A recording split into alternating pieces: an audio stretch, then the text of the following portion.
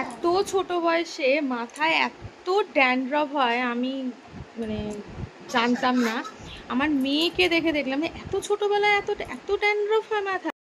এই দেখো, বুঝেছো কিরকম? এই যে এইগুলো পুরো মানে বুঝতে পারছো কিনা ক্যামেরাতে জানি না, আমি তো পুরোপুরি দেখাতে পারছি না। এই যে কি কিচ্ছু মাখতে চায় না মাথার মধ্যে, যে দই দেবো কি লেবু, তো আমি মাঝে মাঝে কি করি একটু লেবু একটু দই, যেমন আজকে লেবু আর দই নিয়েছে, যে লেবু আর দই দিয়ে ডাইরেক্ট লেবুটা দেবো, সেজন্য শুনলাম যে অনেকেই বলছে যে দই আর লেবু দিতে, সেজন্য যদি একটুখানি খুশকিটা আর কি ইয়ে হয়, তো ওই মানে দিই, তারপরে হয়তো এক সপ্তাহ ঠিক থাকে আবার হয়।